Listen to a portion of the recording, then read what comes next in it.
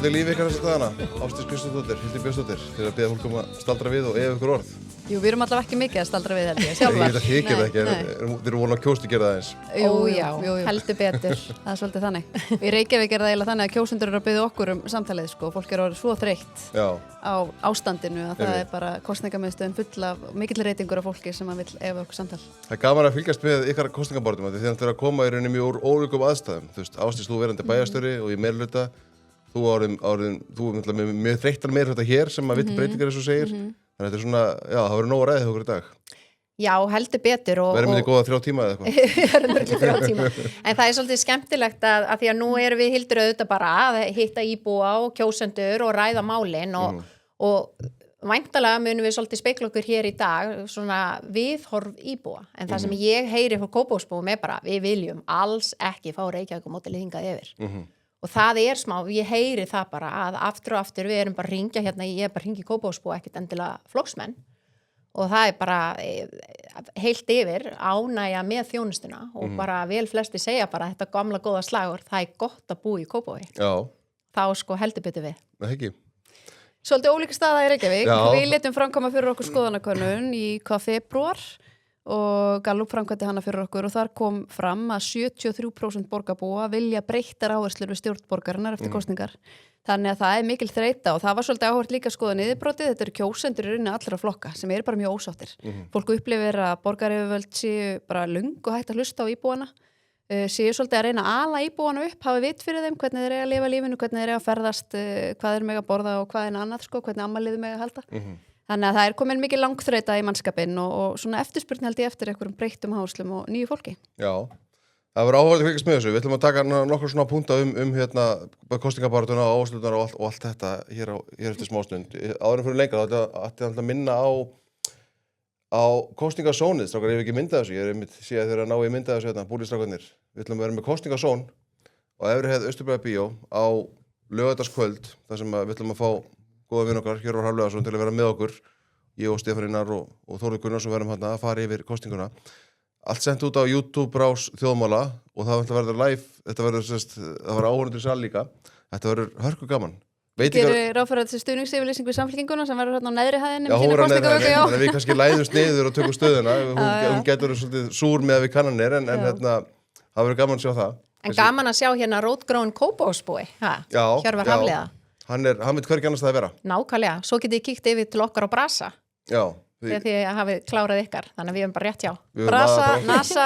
Þið eru á NASA, já. Þannig að við verðum út allt.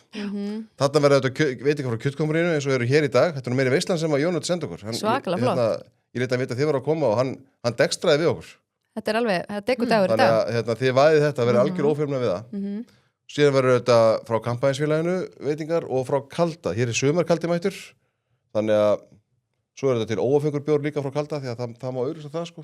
En sumarkaldin er mjög góður. Herðu, en hér í dag, það er óafengt.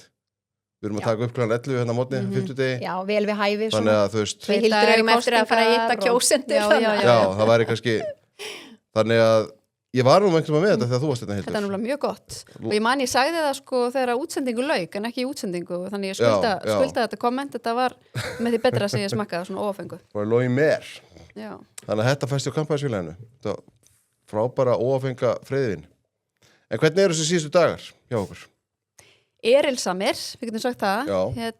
Já, bara mjög mikið að gera og ég hef ekki áður upplefað kosningar þar sem er svona rosalega mikið af pallborðum og kappræðum út allt og mikið af félagsamtökum og stofnunum og bara hagsmunahópum sem að vilja fá okkur í kappræður til sín eða að senda okkur langa spurningalista og það sem að maður svolítið að taka eftir er að ég held að fólk sé bara vill fá fram á kameru fulltrúana að lofa hennu ímsa og svo að svona þrýsta á efndir að loknum kosningum en þetta er auðvitað mikil vinna. Ég er auðvitað það heppin að ég er með þó ég hitta nú þungan af stærstu póstunum í þessu og þá er ég með gríðarlega öflugan hóp frambjóðenda og get deilt þessum verkefnum með þeim þannig að það mjög gott. Ég að ræða þetta hérna fyrir vikuna, það rosalega mikið af þessum fundum hjá einstakar samtökum eða hópum eða þú veist, og ekki til að gera lítið úr því, en þetta er mjög svona þéttur pakki og það er verið að fá frambjóðendur, kannski frá öllu frambúðum, þú veist, það er ekki að kópa eða hvað sem það er, til að koma og tala, kannski eitthvað spesifik málefni, sko, þú veist, flugvillin eða einhver ákveðin mál, þú veist,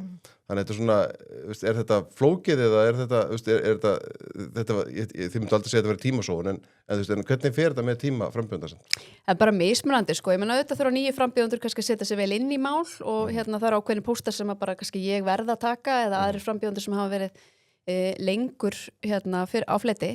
Það var nú dæmi, ég ætla nú ekki að nefna hverju það voru, en það voru ákveðnir aðalar með pallborðum daginn og sóttu stífta að ég myndi mæta sem fulltrú okkar þangað. En það vildi svo óhefnilega til að við vorum búin að auglýsa að við ætlum að kynna málefnaáherslur okkar á nákvæmlega sama tíma, þannig að það var bara ógjörningur fyrir mig að komast og við sendum bara mannesku með reynslu og þekkingu á málaflokknum, bara úr sínum fyrir störfum og það var mikið ósætti með þetta og mikil tölvupóssamskipti og svona kýtingur og af hverju ég var ekki að koma og allt þetta og svo mætir hún í pallborðið og það voru 4 áhorfendur í salnum.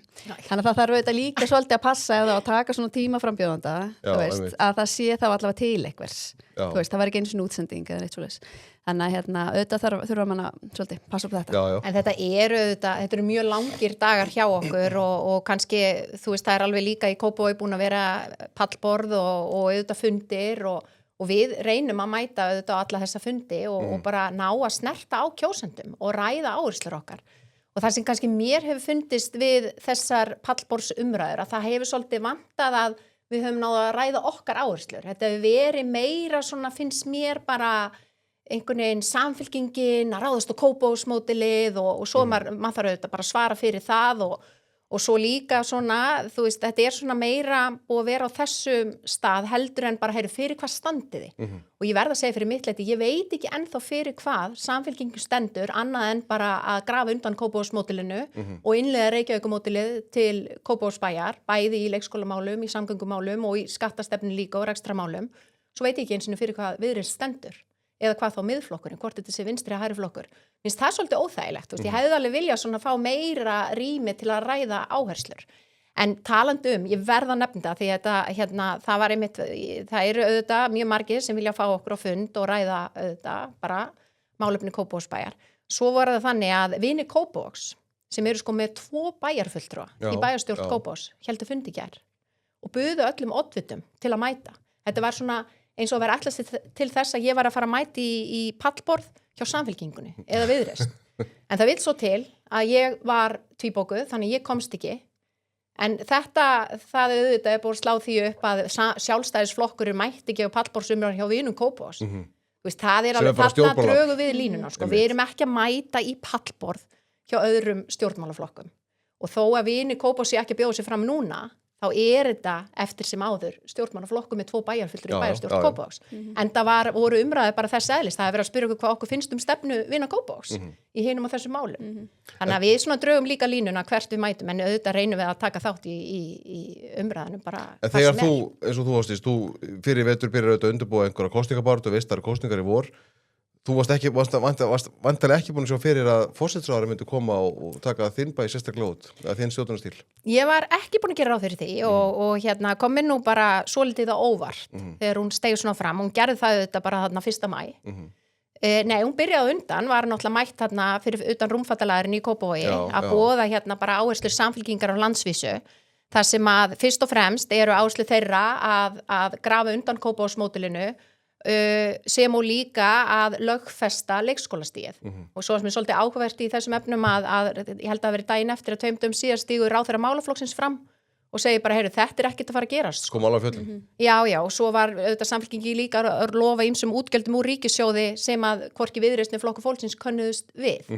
Og svo stígur hún líka fram að fullum þunga þarna 1. maí og bara tala niður starfsfólk sem vinnur í leikskólum Kópavogs og bara tala niður Kópavogsbæ. Og ég finn það bara í samtölu mínu við Kópavogsbúa að Kópavogsbúar hafa ekki smekk fyrir þessu. Vegna þess að það sem að Kópavogsbúar eru mjög stoltir. Við erum stolt á okkar bæ, það gengur vel, fólki líður vel og við höfum ekkert smekk fyrir því að forsætisráðherra stígi svona fram og bara tali niður okkar bæ á fölskum forsendum líka. Þannig að þetta, ég kvart ekki, ég meina auðvitað, hún má bara þau með að keyra sína kosningabaráttu hvernig sem en mér finnst þetta samt sem áður auðvitað undarleg staða að vera hérna bara einhvern veginn í kosningabaráttu við forsætisráðherra og hérna virðist eins og það sé svolítið þeirra barátta, bara keyra á forsætisráðherra og tala niður Kópavogsbæ. Maður hefur séð það að hérna, já, þetta virðist vera, já, maður sé bara panik. Þú veist, einhvern veginn að trana henni fram, en maður sér ekki mikið af Petri, maður sér ekki mikið af Jónasi í Kópavogi og einhvern veginn svona hafa frambjóðendur samfélkingarnar, kannski fyrir utan Guðmund Árna í Hafnarfirði, þú veist, einhvern veginn verið svona settir til hliðar. Ég held að þetta sé klárlega það og þetta svona taktík til þess einmitt að svolítið beina athyglinni annað frá borginni. Þetta poppa þetta með að við erum að tala. Já, þeim finnst óþægilt að ræða borgina og þá eru það að reyna að beina athyglinni í aðra átt og benda á Kópavog og auðvitað slá fram einhverjum Kópavogs skatti sem auðvitað stenst enga skoðun, sko.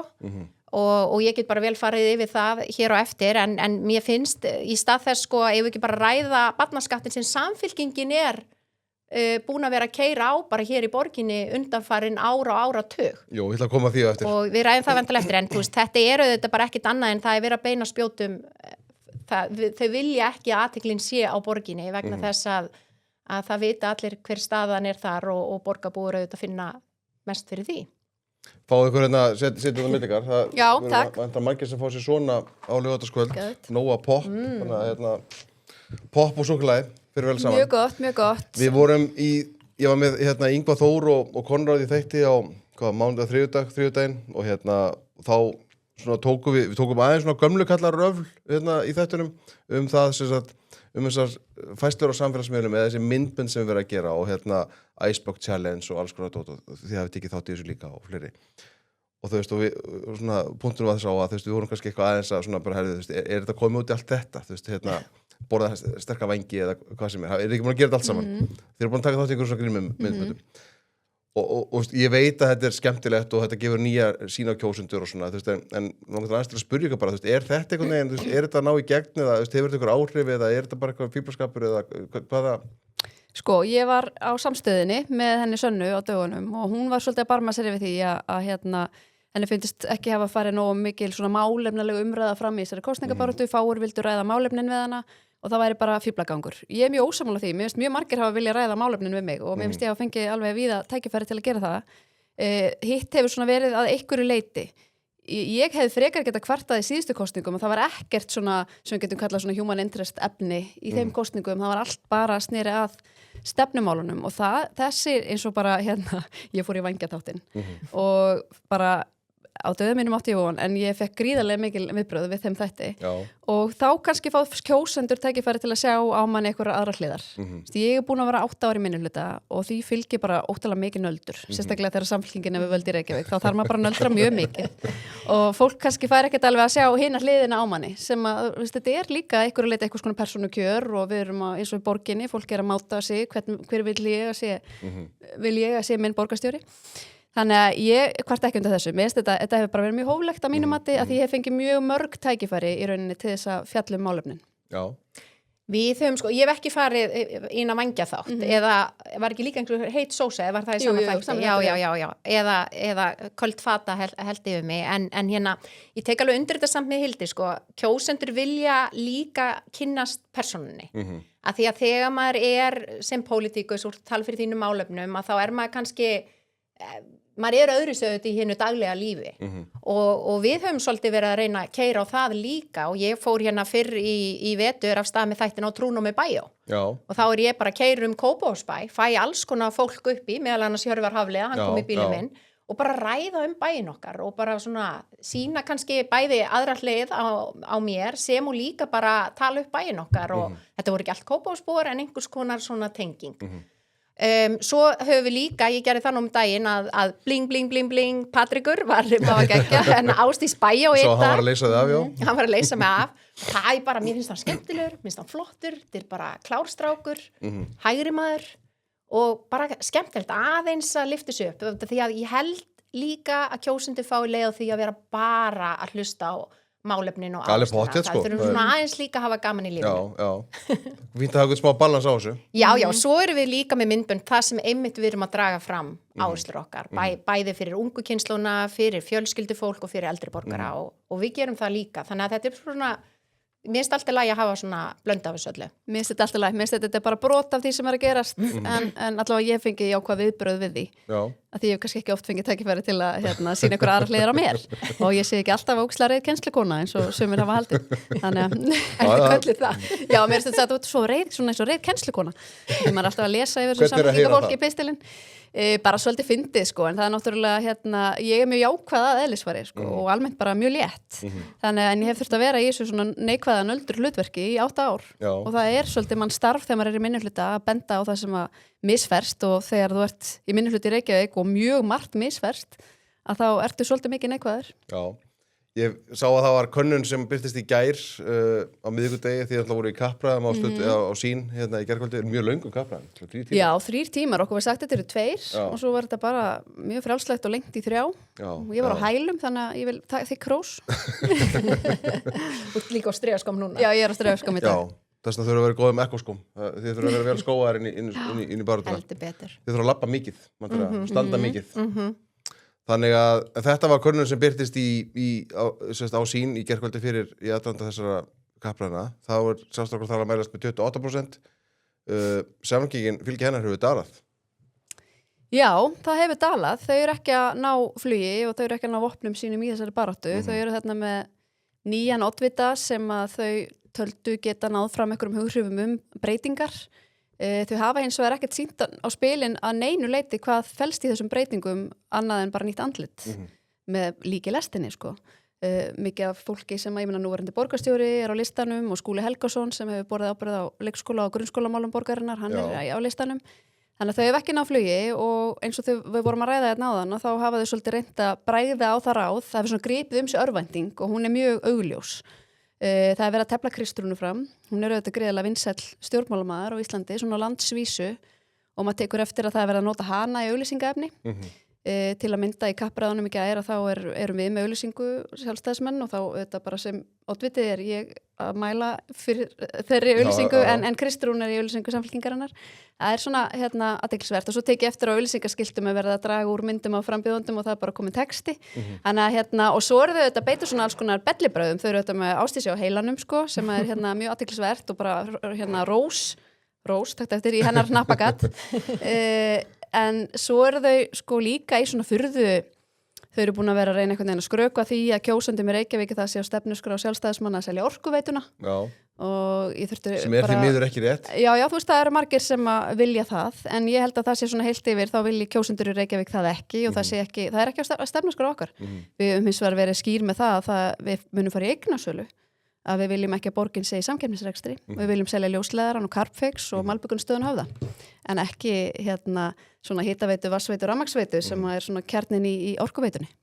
En þetta er náttúrulega í þessu geta verið pólitísk klókindi, að ráðast á Kópavog til að bara varpa ljósnum frá klúrinu Reykjavík, koma fram með svona púnta, að láta ykkur neita því að þið vilja selja, þá er umræða að fara að snúast á þetta sko. Þannig að þetta geta verið svona ég er ekki að segja að það hefði tekist í þessu tilviki en ég skil pælinguna að einhvern veginn kastar ljósun annað þetta heitir náttúrulega bara gaslýsing eða ekki? Algjörlega. Þannig að það er svona en þetta hefur kannski ekki alveg tekist hjá þeim. Ég finn það ekki hjá okkur. Ég held ef eitthvað er að eins og ég sagði áðan að Kópavogsbúar hafa ekkert smekk fyrir svona. Þau vilja bara, það finna allir, okkur líður vel í Kópavogi. Það er bara þjónustan er í lagi, sorphirðan er mest ánægð með sorphirðu er í Kópavogi.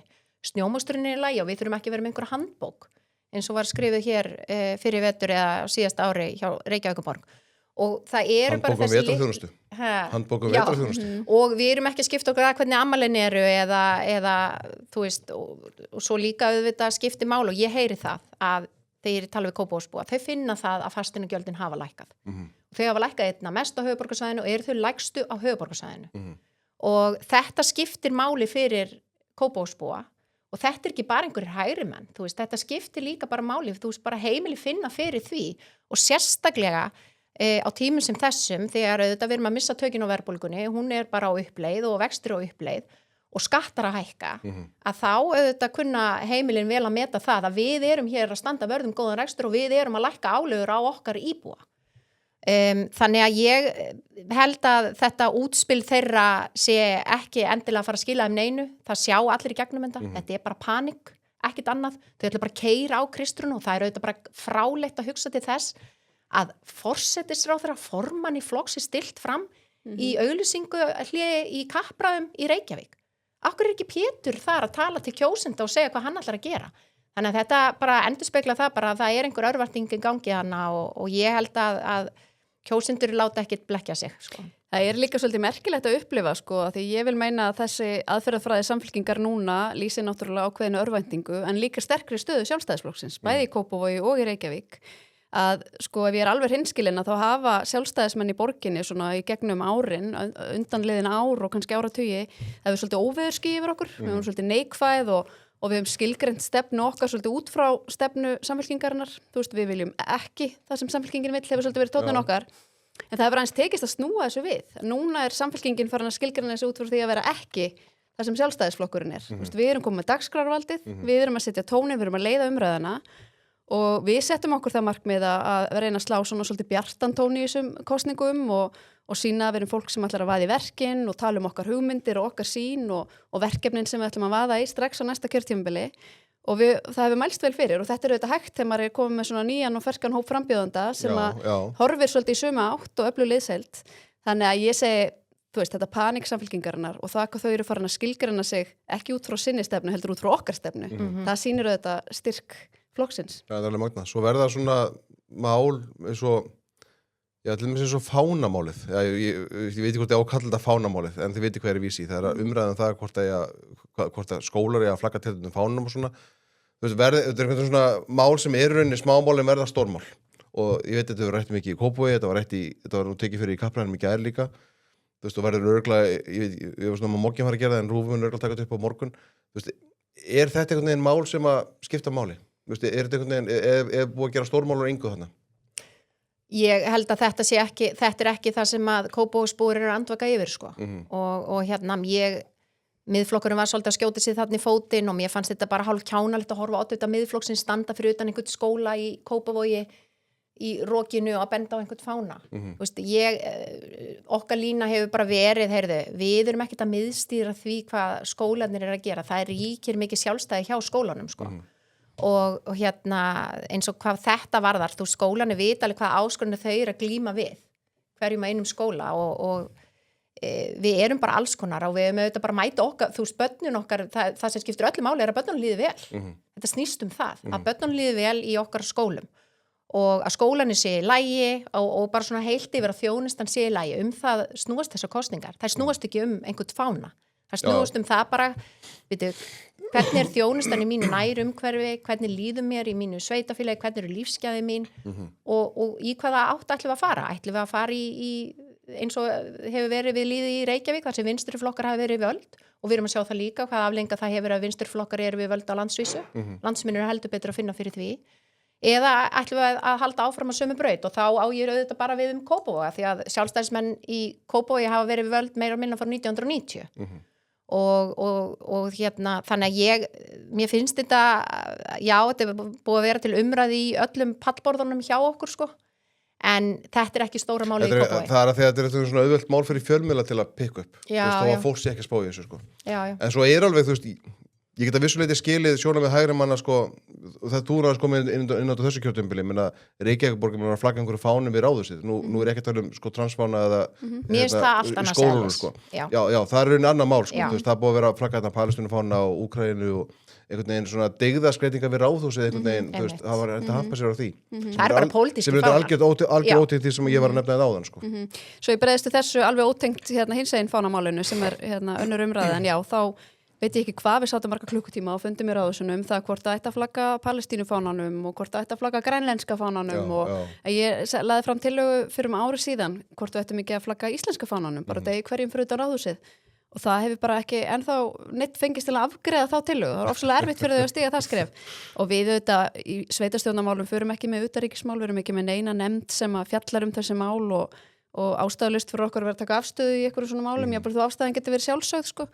þannig að þetta er bara, þú veist, þetta er bara kjánalegt sko, en varðandi þetta regnbogafánamál að það sem kannski er ástæðan fyrir þetta vekur svona umræðu er að það hefur almennt á síðustu árum bara verið konsensus þessi mál, það hefur enginn verið eitthvað aðtast í þessu og þarna er allt í einu komin flokkur sem að veitir ykkur hópi svona réttlætingu fyrir því að vera á móti þessu og það sem að ég kannski svona auðvitað er þetta stærsta máli í lífi ykkur af fjölskyldna sko. Það er náttúrulega bara þannig að það er ég á bara vini sem er transbörn og það er bara áskorunni sem fylgir því og ég er sammála ástísi því að bara skólarnir eiga að hafa sjálfstæði þessi mál og ákveða þessi mál og þau kannski bræðast við bara einhverju sem er að gerast inn í þeirra skóla það getur verið sérstök ástæða til þess að vera með þess að fána upp í tilteknum skóla þar sem að aðstæður eru með einhverjum hætti en það sem ég hef áhyggjur af afleiðingina af þessu eru þetta að núna er meira tækifæri en bara lengi áður að mynda sterkan hægri meirihluta í Reykjavík, miðju hægri meirihluta og að miðflokksmenn séu ekki bara í þessu máli heldur líka einhvern veginn í svona svolítið ofsafengnum viðbröðum gagnvart ýmsu í borgarmálunum að mála sig aðeins út í horn og það svona dragi úr líkunum á að við getum myndað þennan hægri meirihluta og það er svona eiginlega það sem ég finnst sérstaklega vont í þessu. Já, sem er alveg svona með. Já. Ásdís, þú kynntir fyrir síðustu kosningar 100 loforðalista. Sem að hafið staðið við það? Já, heldur betur. Við kynntum þennan 100 loforðalista og eitt loforði var að listin yrði opinber allt kjörtímabili sem og hefur verið. Jú, við erum búin að vera að vinna bara og ég bara hef eiginlega bara á hverjum degi hugsað þetta bara, og unnið markvist í bara að vinna niður listan og við gerðum þetta mjög skipulega. Fyrsta ári fórum við í erfiðustu breytingarnar, Kópavogsmódelið. Fórum í breytingar á menningarhúsunum, fórum í aðeins hagraðingar þar og ég viss alveg að þetta myndi mæta mótstöðu en við bara vildum fara í gegnum þessa breytingar strax á fyrsta árinu til að geta talað árangurinn í þessari baráttu. Þegar ég fyrir ekki grípa aðeins inn í þetta, þegar mótstaðan kom aldrei til greina að bakka? Nei, aldrei. Af því ég vissi bara eins og til dæmis með leikskólamálin. Ég fór ekkit bara af stað og vissi ekkit hvað ég var að gera vegna þess að fyrst fór ég að heimsækja alla leikskóla Kópavogs og bara eiga samtölum við starfsfólki, hvað er það sem við getum gert til að tryggja það að við getum mannað leikskólan okkar og bara bóðið upp á viðandi þjónustu fyrir barnafjölskyldur. Og það er svo áhugavert að það var ekki einn starfsmaður sem nefndi þið þurfa að hækka launin okkar. Það eru auðvitað búið að vera að hækka laun leikskólastarfsmanna á undanförnum árum og bara hefur verið í öllum kjarasamningum. Og það var mjög áhugavert vegna þess að ég vissi það alveg og svo komu auðvitað minnihlutinn og var á móti þessu og vildi bara fara að hækka laun og það var eina leiðin. Nei, ég ræddi við starfsfólkið og ég vissi hvað áskorunum þau voru að glíma við og þess vegna settum við á laggirnar þennan starfshóp sem að var skipaður fulltrúum foreldra, starfsmanna auðvitað og pólitíkin sem og líka stjórnenda og úr varð Kópavogsmódelið og það er svolítið áhugavert að fulltrúi foreldra í hópnum er núna á 7. sæti á listanum hjá mér núna, Karen Rúnarsdóttir og hún var fyrst mótfallin Kópavogsmódelinu og ég man eitt kastljósviðtal ég í beinni útsendingu á móti formanni Kvenréttindafélagsins og þá kemur hún svona í myndband og er svona fyrir að gagnrýnin á þetta. En svo fór hún að upplifa þjónustuna, stöðuleikan, áræðaleikan og bara sá það, barninu mínu bara liðið betur í þessu umhverfi. Þannig að hún bara skrifaði nú bara grein fyrir einhverju síðan og sagði bara, ég ætla bara að viðurkenna það. Ég var ekki, þetta var, þú veist, ég er búin að snúast. Ég bara sé hvaða áhrif Kópavogsmódel hefur á okkur, fjölskylduna á barnið mitt. Þannig að hún er bara algjörlega, auðvitað, bara mjög jákvæð í garð Kópavogsmódelsins. En þetta, þú veist, þannig að þegar ég var þarna á sínum tíma, voru bara alla neikvæðir að allir stigu fram. Það var líka stormur kring á menningarhúsin. Já, en eins og með Kópavogsmódelið, þú veist, BSRB, IC, bara stigu fram daginn eftir. Þau voru ekki búin að kynna sér þetta, þau fóru bara með rangfærslur. Og þetta er sko þeirra starfsfólk sem eru félagsmenn, sem að við vorum að bæta starfsumhverfið fyrir. Kvenréttindafélag Íslands sagði með að vera að Kópavogsmódelið væri mesta bakslag í íslenskri jafnréttissögu. Þú veist, þetta var bara svona umræða. Það vantar ekki dramatíkina. Þetta var svo dramatískt. En bara ég vissi það bara, árangurinn mun koma og þegar hann fór loksins, við gátum fara að sýna árangurinn, þá bara breyttist umræða og breyttist líka viðhorfið bara í samfélaginu. Og sama með menningamálin, þar var, þú veist, minnihlutinn, samfylkingin sérstaklega bara að saka mig að vera að rýra menningamálin og og leggja allt niður en það var í raun bara verið að efla sko, menningarhúsin okkar með auknu samstarfi og gera lítilsáttar breytingar og nú hefur verið metaðsókn í menningarhúsin okkar og ég held að ásóknin hefur áttfaldaðist á fyrsta árinu. Þannig að það það er auðvitað erfitt að fara í svona breytingar en ef maður bara fullviss að maður að gera rétt þá verður maður bara að standa af sig storminn en svo auðvitað eins og við Hildur þekkjum að verandi í pólitík það svo líka gaman að geta haft svona áhrif á sitt samfélag sem að veita til bóta. En þetta var eitt af 100 loforðalistanum okkar og við erum bara búin að vera að merkja hér við eigum nokkur loforð eftir en þetta eru bara, ég held að við séum komin í 93 eða 95. Já, við erum með þetta Nei, 91, já, reyndar aðeins, við erum enn að vinna í þessu, ég að loka metrónum. Já, en þetta, þú hefur 2 daga. Ég hef 2 daga, ég held að aðeins eftir að uppfæra þetta. En það skiptir máli, það sem ég finnst og ástæðan fyrir því að við komum fram með þetta bara, ég bara með svo leiðilt að hlusta á pólitíkusa sem stíga fram með útblásin loforð, ekki búin að ófjármögnuð loforð, jafnvel ekki búin að reikna út hvað það kostar. Og svo bara eftir kosningar þá bara þetta gleymt og grafið. Og þess vegna hefur við svolítið verið að keyra á þessu í baráttunni, við vitum fyrir hvað við stöndum, við látum verkin tala og þið getið treyst því kæru kjósendur að við framfylgjum því sem við lofum ykkur. En staðreyndin svo að kjósendur eru yfirleitt ekki með þakkláti fyrir það sem búið að gera heldur þeir vilja vita hvað á að gerast næst. Og þú veist þannig að, og þú talar mikið sko Kópavog í framtíðinni, þú veist, hvað áttu við með því? Hvernig ég sé fyrir mig Kópavog í framtíðinni? Að það í raun, ég meina við erum að byggja á mjög góðum grunni og það sem við segjum bara við viljum halda áfram að byggja á þessum góða grunni en tryggja það að Kópavogur verði áfram í sókn og Kópavogur verði það sveitafélag sem bara í fremstu röð og á mínum mati Kópavogur í fremstu röð og hefur sýnt forystu á þessu kjörtímabili þannig að eftir því tekið. Meðal annars forsætisráðherra tekur eftir því. Já. Og við viljum bara auðvitað halda áfram í þessari vegferð en það sem við sjáum fyrir okkur núna að Kópavogsbær að breytast úr því að vera svona lítill bær með enga miðbæ í að vera með öfluga miðbæ. Við erum núna bara að sjá það að miðbær að fara að rísa í Hamraborginni og það mikil eftirvænting eftir því. Það hefur svolítið vantað í Kópavogi. Þú veist að vera með svona spennandi miðbæjarkjarna. Við erum líka byggja upp áhugaverða miðbæjarkjarna nálægt Smáralindinni og það nútíma bókasafn að fara að rísa og menningarmiðstöð í Smáralindinni. Vinstrumönnum finnst það afskaplega skrítið að sé bókasafn að fara að opna í Smáralindinni en það bara það sem fjöldin sko. Viljum við ekki vera það sem að börnin og ungmennin okkar og draga þau inn í menninguna og nær einhver hefði haldið það. Bókunum. Og svo erum við líka einmitt að sjá fyrir okkur eins og með Kársnesi og með tilkomi Fossvogsbrúarinnar. Þá Kársnesi alveg óbóðslega eftirsóknarverður staður. Af því að þá erum við þetta með tengingu inn bara beint yfir miðbæ Reykjavíkur, 3 mínútur frá eða eitthvað svoleiðis, eða 5 mínútur. Og þar sjáum við fyrir okkur að byggja svona eins konar yndishöfn sem verður ekki stórskipahöfn, heldur fyrsta þess eðlis svona hér á höfuðborgarsvæðinu og með bara fjölbreyttið þjónustu og svona upplifun fyrir íbúa. Þannig að þetta svona okkar framtíðarsýn varðandi skipulagsmál en svo það staðreynd með Kópavogsbæ að við erum að vera búið með okkar land og lóðir og við þurfum að fá að byggja utan vaxtamarka. Og þetta umræða sem að við höfum verið með allt þetta kjörtímabil en þetta umræða sem við verðum að botna bara í upphafi næsta kjörtímabils. Af því við erum með óbúslega áhugavert verkefni í Gunnarshólmi sem okkur langar að kanna hvort það hægt að byggja á. Það utan vaxtamarkana? Það utan vaxtamarka og 5.000 íbúa lífsgæða kjarni fyrir eldri borgara. Reykjavík, meiri hlutin Reykjavík, hefur verið bara statt og stöðugt að reyna að tefja þetta mál. Og ég vona svo sannarlega að það verði breytinga og Hildur verði okkar borgarstjóri sem við getum þá átt samtalið þessar breytingar að því ég heyri líka þetta áþekkar áherslur og okkar fólk í borginni líka með.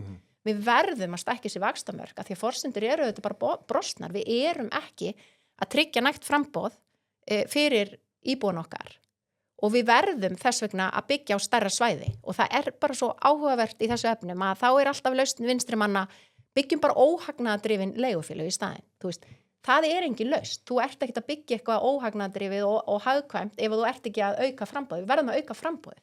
Það auðvitað leiðin til að ná niður lóðverðið. Það mikið áhersla á þetta Reykjavík, þessu óhagnaðardrifin leigufélög. Já, sko, ég byrja á byrjuninni að þá förum við svona ekki ósvipaða leið núna í okkar kosningum að við skiptum okkar málefnaáherslum niður í svona, við erum með verkefnalista og við skiptum því niður í það sem við ætlum að gera fyrstu 100 dagana, fyrstu 12 mánuðina.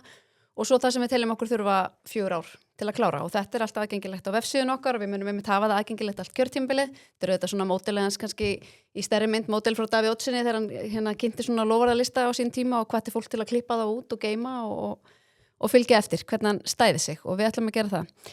Það sem við kynntum hins vegar núna í vikunni var svona framtíðarsýnin í skipulagsmálum, borgin við sundin. Ég ætla að koma það, við höfum myndað því líka hérna, mér lútur að skoða þessa teikningu aðeins sem þið byrtuð. Já, og í rauninni sko hún ekki, það sem byrtist á henni ekkert nýtt. Þetta kemur allt fram í verkefnalistunum okkar og við ætlum að byrja að vinna öllum þessum verkefnum.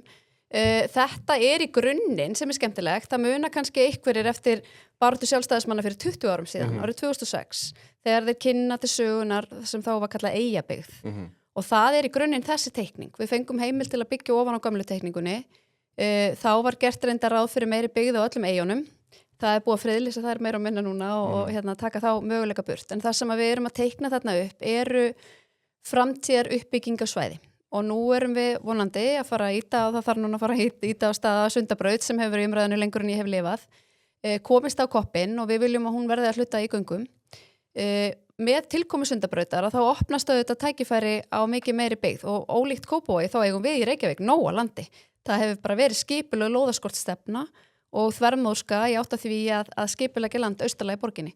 Þannig að við erum að horfa þarna á Kjalarnesið, við erum að horfa á Geldinganesið, við erum að horfa á Álfsnesið, Gufunesið. Við viljum áfram byggja eins og fyrirætlað að gera í Keldnalandi og Úlfarsárdal en með allt öðrum hætti heldur en meiri hlutin boðar og svo erum við með hugmyndur byggð út á Granda á landfyllingum. Að þú segir allt öðrum hætti meiri hlutin boðar, hvað áttu það við? Já, ef við byrjum á Keldnalandinu að þá fengum við að sjá spilin síðastliðið haust hvað meiri hlutin ætlast fyrir þar.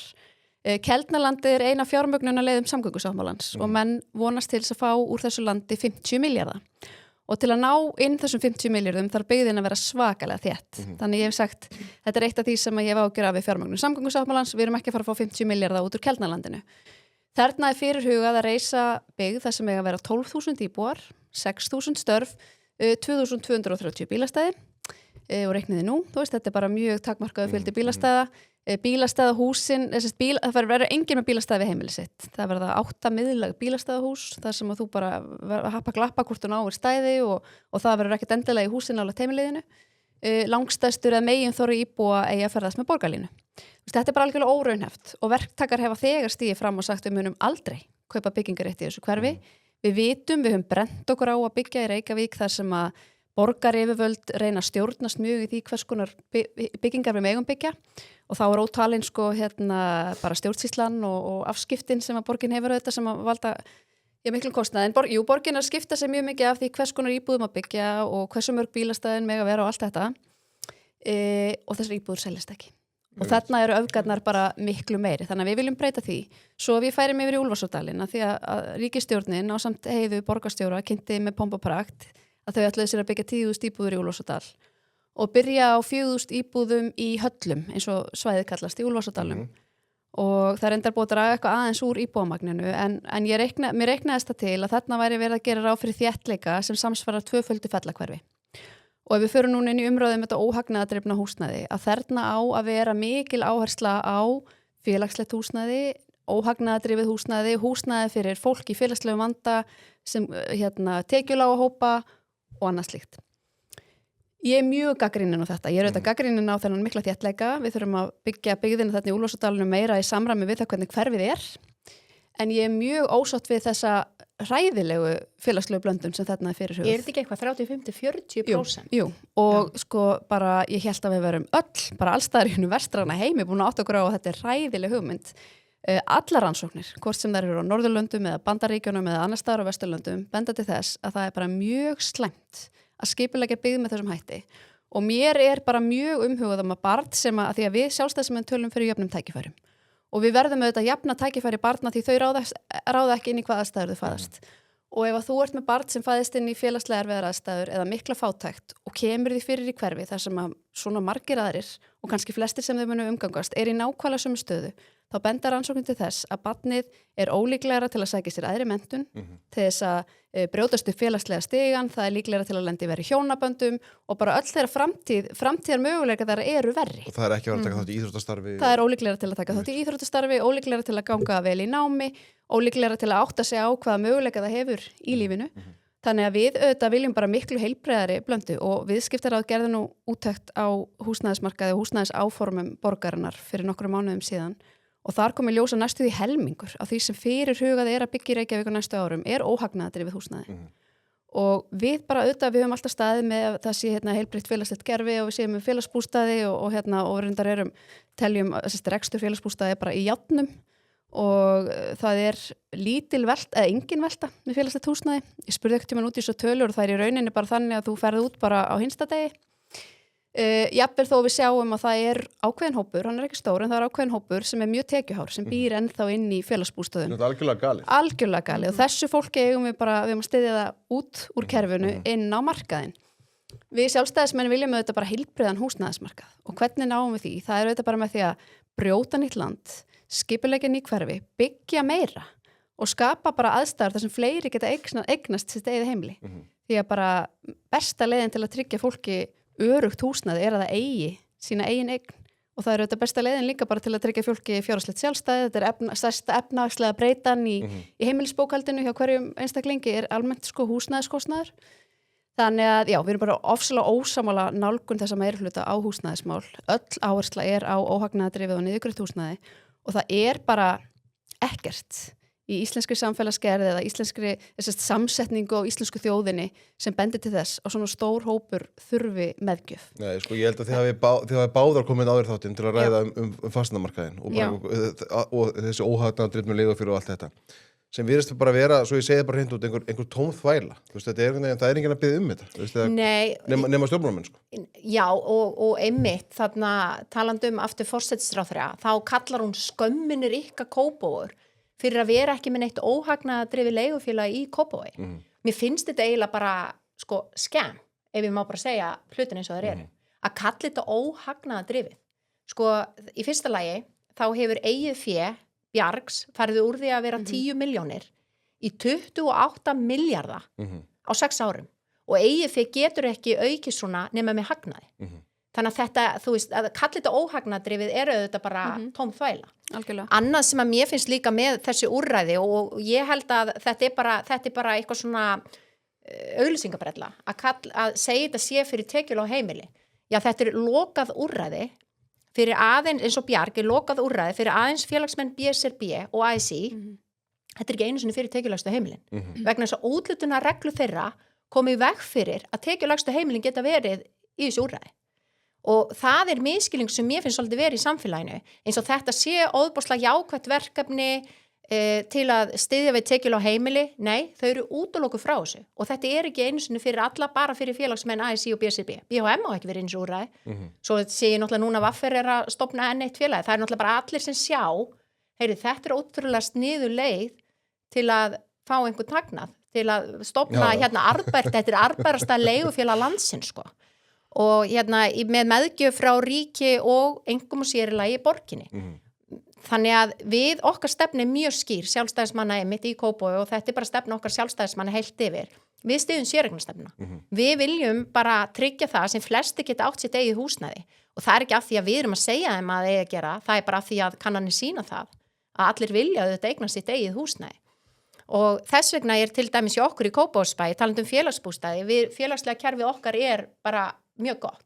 Staða okkar, við erum held í númer 2 á per íbúa með félagslegt húsnæði með önnur sveitafélög á höfuðborgarsvæðinu. Þannig að við erum alveg að styðja vel við þennan hóp.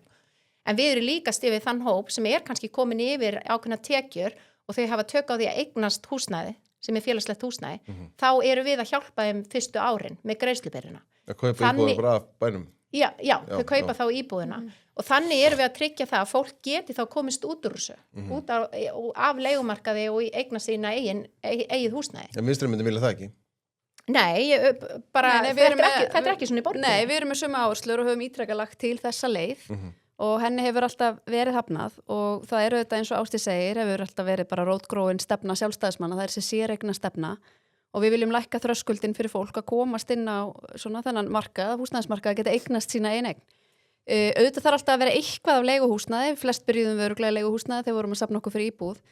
En þetta hefur verið svona, já, þessi stefna hefur verið mjög á skjön við vilja fólks. Við sjáum að 9 af hverjum 10 sem í leiguhúsnæði vilja helst búa í sínu eigin húsnæði sem þau eiga.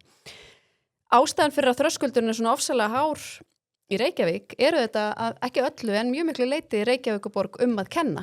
Með þessari ofurþéttingastefnu sem hefur verið rekin í borginni og þessari skipulögðu lóðastefnu og þá hefur í rauninni að nær eingöngu verið byggt á mjög dýrum þéttingareitum, mjög dýrar eignir. Borgin er með mjög þungar kvaðir á húsbyggjandum eins og verslunarrými á fyrstu hæðum og fasteignafélögin stigu fram á dögunum og bentu á að í dag standa í Reykjavík verslunarrými á fyrstu hæðum auð sem þeim var gert að byggja á stærð við Kringluna. Samanlega fermetrafjöldi er á stærð við Kringluna. Þannig að, og svo er það auðvitað bara allar tafir í uppbyggingaferlunni, ég meina það er svo margir verktakar sem segja aldrei eftir að byggja Reykjavík og vilja freka byggja Kópavogi eða Garðabæ eða Hafnarfirði og það er líka bara svo ósveigjanlega svifaseina stjórnsýsla sem veldur gríðalegum fjármagnskostnaði og svo endum við með einhverja verktakablokkir og fólk segir, heyrðu, akkur er ekki meiri gæði og akkur er þetta ekki fallegra, en þá er kannski bara verktakinn búin að þurfa að eyða bara brjálaðislega miklum fjármunum í bara fjármagnskostnað og tafir sem hefðu getað farið í meiri gæði. Eitt með framtíðasýnina, ég sé að Hildur með golfvöll.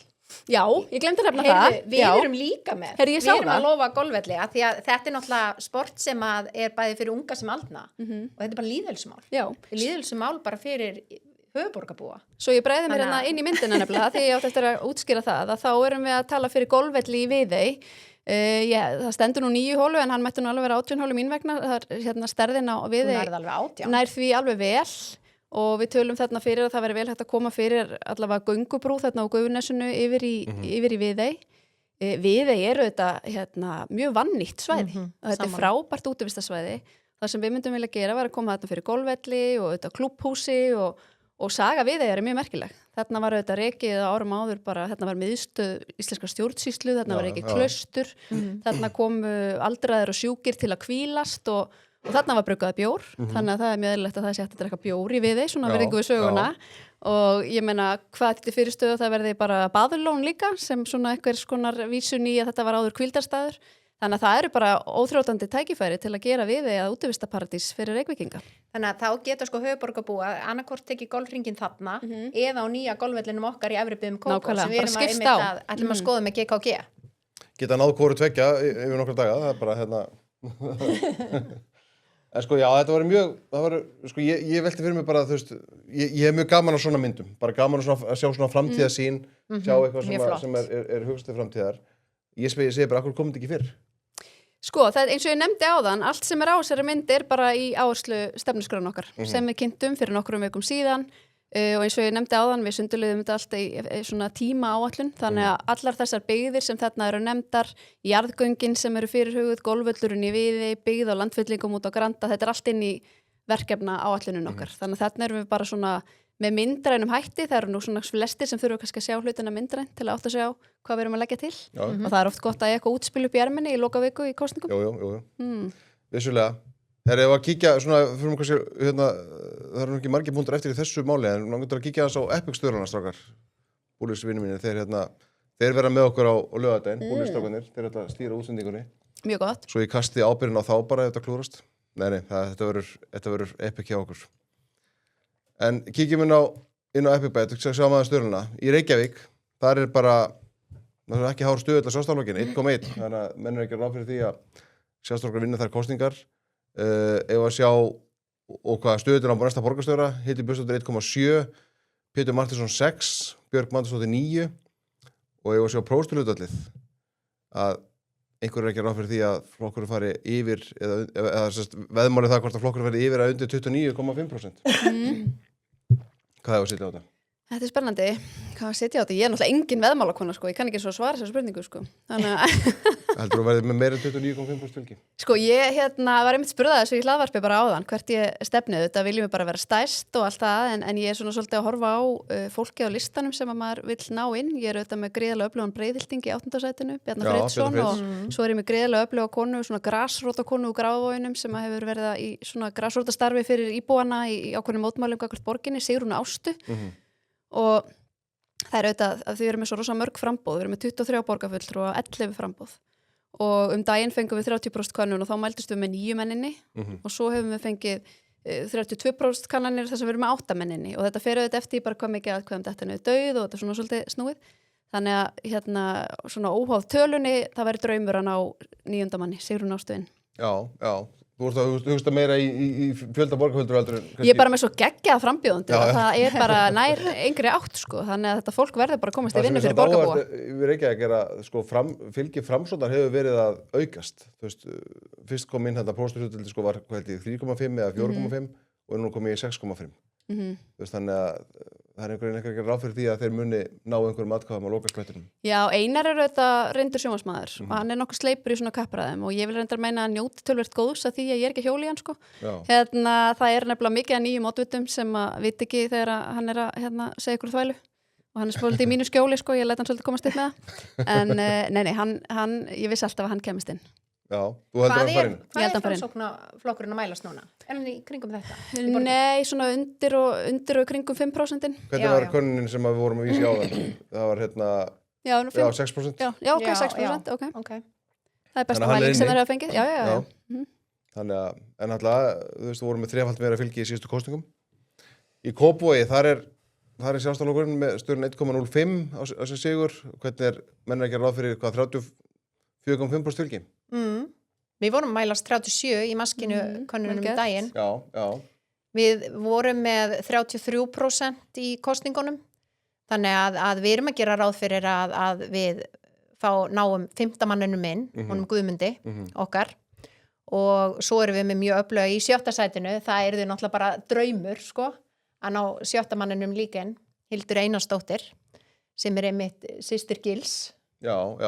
Og þannig að við erum Góðu vinnu þáttanins. Já.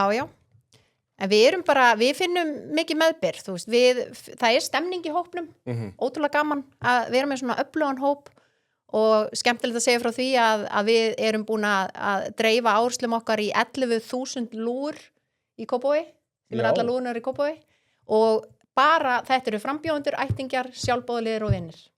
Og svo erum við búin að ringja 9.000 símtöl og þau eru að ringja núna. Já. Þannig að þetta skiptir máli, þú veist, við bara erum að reyna að vera allstaðar og heyri í íbúum. Þetta er svo aðeins öðru sem farið í Hafnarfirði. Kratabælinu þar. Það er samfélkingin með lagsta stöðurinn. Já, einmitt. Má ekki ráð fyrir að Guðmundur Árni vinni þessar kosningar. Ég segi bara Guðmundur Árni, hann er ekki að keyra þetta áfram. Já, samfélkingin hefur auðvitað oft verið sterk í Hafnarfirði. Ég er nú uppalinn í Hafnarfirði. Þannig að maður man nú eftir Guðmundi Árna á sínu tíma sem bæjarstjóra, sko. Já, þetta er athyglisvert.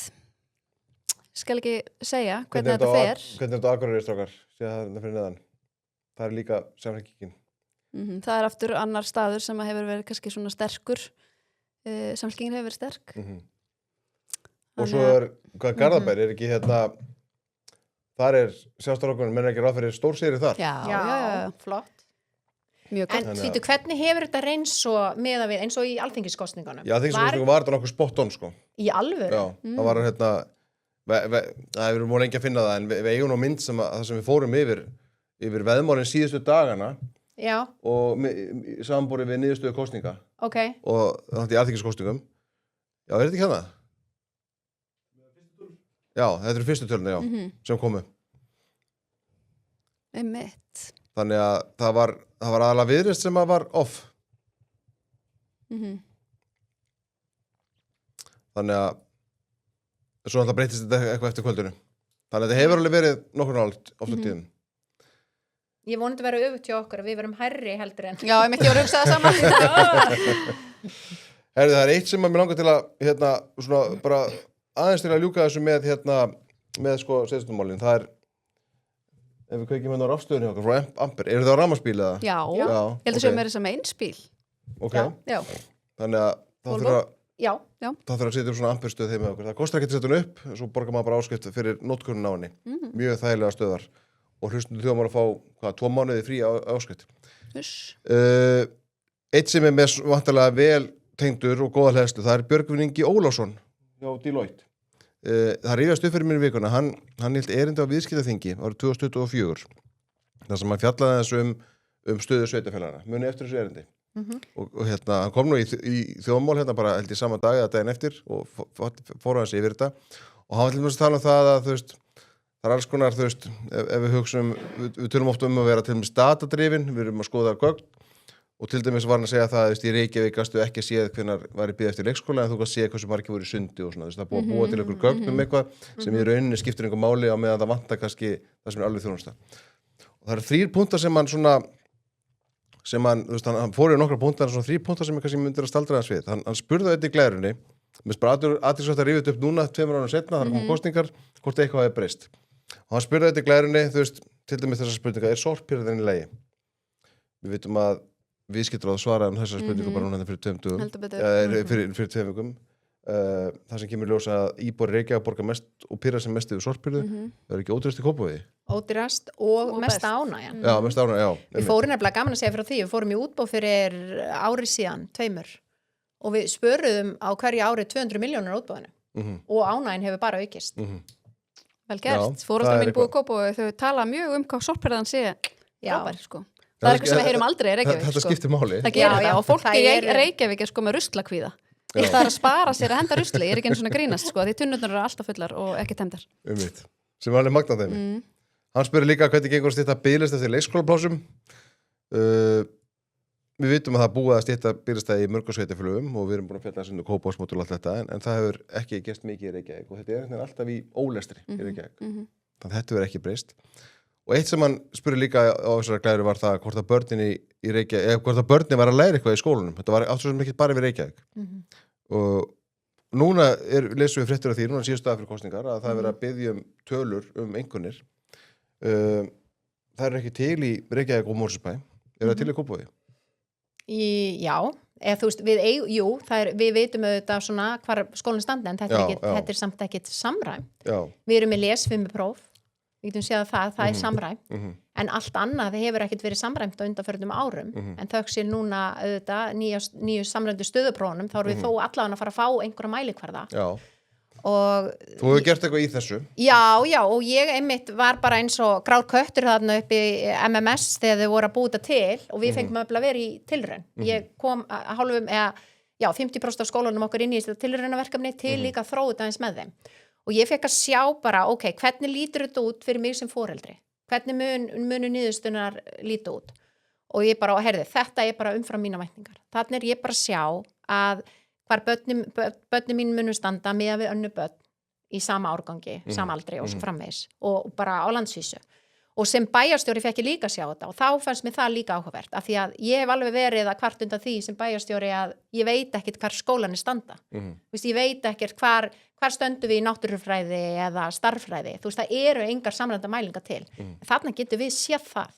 Við sjáum bara nákvæmlega hvaða skólar eru rauðu, í hvaða árgangi, hvar þurfum við að bregðast við. Þú veist, þetta er svo óðbóðslega mikilvægar upplýsingar fyrir ekki bara mig sem bæjarstjóri, líka bara sem foreldri og þetta hefur bara ekki, það hefur verið skortur á þessu eins og við höfum svo bara verið að lesa í opinberri umræðu og verið að kvart undan að þannig að ég bara fagnaði því að þau væri að gera þetta enda fórum við bara strax að stað og innleitum þetta í bara alla bekki frá 4. bekk upp í 10. bekk og við viljum bara, við gerum meira af þessu Já, við viljum þetta gera meira þessu líka og þetta er sem atsferill komin hérna landa allt og við viljum reyndar, það er svona skólar hafa svolítið frjálsræði það, allavega í ákveðnum sveitafélögum hversu oft er fyrir hverja þeir leggja matsferilin, hvort það sé bara í hvað ég segja, hverjum hvort sé á grunnstígi, miðstígi og efstastígi eða öllum árgöngum og nú eru börnin mín í skóla sem leggur þetta fyrir í öllum árgöngum og við myndum gjarnan vilja gera það og það sem hefur auðvitað skort á og er kannski ástæðan fyrir að við erum svona mælumst ekki nægilega vel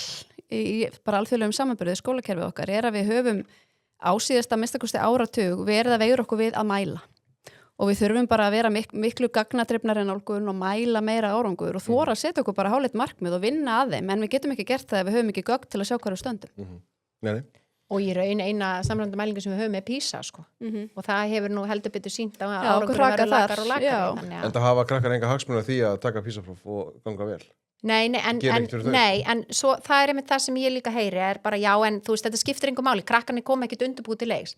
En ef þau koma ekki undirbúið til leiks okkur einst árið, þá ertu þá að mæla það er einhver mæling. Þú veist, að þannig að þetta er auðvitað óbúslegt áhyggjuefni og ég fann það bara, ég heimsótti líka alla grunnskóla Kópavogs og ég heyrði það að þetta er ekkert bara ákall frá nemendum og foreldrum, kennarar vilja þetta líka, kennarar vilja fá tæki og tól til að geta hjálpa börnunum. Þannig að þetta er bara til bóta fyrir alla að fá þessi samræmdu stöðuprófin. Við verðum að halda áfram. Það er ekki nóg að vera bara með í íslensku starffræði. Við verðum líka að ná náttúrufræðinni inn og ensku og fleiri fögum. Við sjáum líka í alþjóðlegum samanburði þá erum við með rosalega lítið hlutfall bara afburðanemenda. og það stór hópur barna sem eru afburðanemendur sem falla einhvern veginn milli skips og bryggju og fá ekki áskoranir við hæfi og svo birti OECD líka skýrslu Ísland síðasta sumar og það svolítið fjallað skólakerfið og fjallað að það í rauninni hvergi innan OECD meira bil á milli barna sem eru af innlendum uppruna og af erlendum uppruna. Þannig að börn sem flytja hingað til lands af erlendum uppruna heilt yfir, þau standa bara mun verr en önnur börn og það dregur auðvitað úr tækifærum þeirra til þess að bara verða virkir þáttakendur í samfélaginu í kjölfarið. Og það eitthvað sem að þarf að takast á við og við höfum talað fyrir móttökudeildum í grunnskólum. Þannig að barn sem flytur hingað til lands og talar ekki tungumálið og þekkir ekki íslenskt samfélag, að það fær mígrilendingu fær sérstaka móttöku í móttökudeild og það staða þess metin og börn komu auðvitað á mjög ólíkum aðstæðum sem flytja hingað til lands. Þau geta komið úr miklu öflugra menntakerfi, við erum bara miklu betri í stærðfræði og náttúrufræði en bara þurfa að læra tungumálið áður en þau fara í almennan bekk. Og svo getum við verið að taka á móti barni sem hefur aldrei verið í skóla. Þannig að það þarf bara að meta stöðu hvers barns fyrir sig og það myndi þetta létta álega á kennurum sem eru sumir hverjir með bara mjög mörg móðumálin í stofunni og mjög mörg bara börn sem eru mállaus af því að þau tala ekki tungumálið. Og það bara svo mikil áskorun fyrir kennara sem að mæti til leiks á degi hverjum metnaðarfullir fyrir því að bara kenna börnum en bara það ógjörningur. Og það einmitt það sem maður sá, sko, ég var viðstödd það sem að barn var í náttúrufræði kennslu á íslensku og kunni ekki ensku, hvað þá íslensku og kennari var með Google Translate. Þú veist, nema furða að kennarinu séu líka bugast undan þessu ástandi. Þetta er bekkinir orðin miklu flóknari og það svolítið verið að varpa svolítið vandin á bara kennarina og leysi þetta. Þau eru bara orðnir eins konar félagsfræðinga líka, sko. Að því eins og Hildur segir, börn að koma úr mismunandi aðstæðum og það þarf þetta bara og við erum einmitt að tala fyrir því núna í okkar áherslum sjálfstæðismanni í Kópavogi bara það þarf aðeins að endurhugsa hvernig stuðning við erum að setja inn í skólana, samfara bara breyttu samfélagi. Við viljum hafa móttöku efla þau og inn í skólunum að því að við vorum einu sinni með móttöku skóli í Kópavogi og það myndaðist bara svolítið samfélag bara í kringum þann skóla, þannig að við viljum það ekki, við viljum hafa þetta svona í nærumhverfinu, þessi móttöku en þó þannig einmitt að börnin bara, þegar þeir eru búin að ná ákveðinni lágmarkskunnáttu í íslensku, þá fara þau bara auknum mæli að auðvitað taka þátt í venjulegu skólastarfi með samnemendum.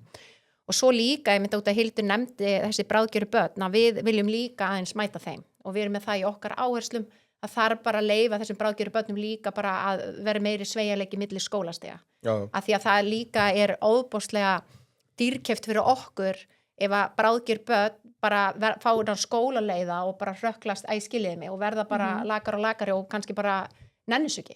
Við verðum að mæta öllum.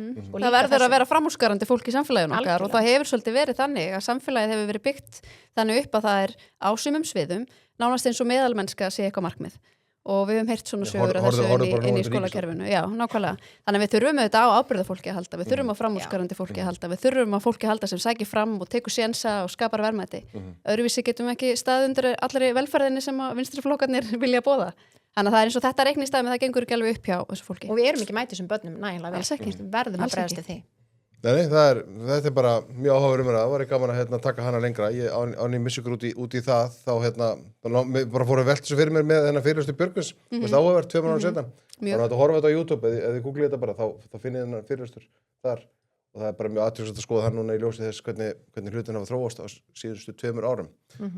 Eigum við aðeins að skipta kúrs, ef við kveikja á grillinu, með yfirtúr grillunum okkar. Eru þið duglegar að grilla? Ég svona meira yfir sumatíman, svo maðurinn minn sér svona grilla, sko, og ég hrifnar að því hann grilli, heldur hann eldi innandyra, því eldvarnakerfi fer alltaf í gang, sko, þegar hann eldar innandyra. Þannig ég svona meira fyrir að hann hendi ykkur á grilli. Ok. Er Agnar duglegur að grilla, eða gerir þú Takk fyrir að segja Agnar, að því ég held að ég grilla aldrei og eiginlega Agnar bara eldar líka, sko. Agnar svolítið kokkurinn á heimilinu. Og sér svona heilt yfir svolítið þarna, meira til staðar líka, eins og sakir standa, hann að klára sakfræðina. Þannig að hann verður sakfræðingur núna á næstu dögum. En jú, við erum alveg duglega elda, grilla, en einmitt, sérstaklega svona sumrin. Þá kemst maður líka svolítið í fílingin, maður vil grilla meira, en við grillum mikið reyndar upp í bústað. En einhverjum hluta vegna heima grillum við meira þegar það er svona komið vor. Einmitt. Svo þetta bara með þessum yfirtúrgrillum, maður getur bara grilla allt árið, þeir bara eru það góð, sko. En sko yfir grillinu höfum við tekið, svona, þið veitir hvernig þetta er þegar að hópar hitta saman og allir hafa skemmta sér og standi við grillinu og eru svona að spjalla og tökum svona hrósring, af því að við erum uppbyggjandi hlaðvarp og við erum með kassan úti og við erum jákvæð. Þannig að ég ætlaði að biðja ykkur að hrósa einhverjum. Þannig að ég fól ykkur það verkefni fyrir þáttir að finna ykkur til að hrósa. Einmitt. Sko ég ætla að hrósa 2. Já. Ég var nefnilega búin að ákveða, ég ætla bara að hrósa Ásdísi. Já, Af því að mér finnst hún hafa verið alveg frábær bæjarstjóri fyrir Kópavog og það sýnir sig þetta í taugatitringum í forsætisráðherra að beina spjótum sínum svona að henni. Af því að samfylkingunni stafar auðvitað ógn af sterkum sjálfstæðisflokki og Ásdís hefur verið frábær forystukona fyrir Kópavog. Svo ætla ég að koma með mjög óvænt hrós. Mér langar svolítið að hrósa oddvita sósíalistaflokksins í borginni. Það er Silja Sóley og þetta er bara ung stelpa, hún er held í 15 árum yngri en ég og ég er bara náttúrulega ósammála henni í öllum megin atriðum en mér finnst hún bara hafa komið eitthvað svo sterk til leiks og mér finnst bara gaman, sama hver í flokki fólk stendur, mér finnst bara gaman að sjá svona ungt og efnilegt fólk stíga svona hugað inn í stjórnmálinu og bara tala fyrir að sinni samfæringu. Þannig að ég er gaman að henni sko, þó ég sé rosa ósammála henni. Já, hún er líka skemmtileg baksviðs, sko, þannig að það skiptir máli. Já, ég teki eftir þessi stelpu, þetta er alveg... Hún er mjög flott, sko. Já, hún er alveg að koma skemmtilega orð, þó svo auðvitað að við erum algjörlega ósámála hennar stefnu, en það er skemmtilega. Ég held að þið þurfi ekkert að taka það fram, Nei. Hvað þá ítrekað, sko. En ég ætlaði nú líka að nefna Hildi, sko, ég er með hrós, en auðvitað smá auka hrós til Hildar, að hafa staðið í 3 klukkutími í gær í pallborðinu á háum hælum og í þessum hita, ég var nú bara í 1,5 tíma og ég var að kafna, sko, og mér var svo illt í bakinu. Og ég verð að segja, ég horfði á þetta og bara ótrúlega velgjart. Þú ert bara svo skýr með þínar áherslur og örugg og þetta bara skiptir máli og ert bara að standa þér rosalega vel. Takk fyrir. Þú var nú svo sannarlega að Hildur verið borgarstjóri eftir 16. maí. En svo verð ég að hrósa annari skvísu sem heitir Brynja.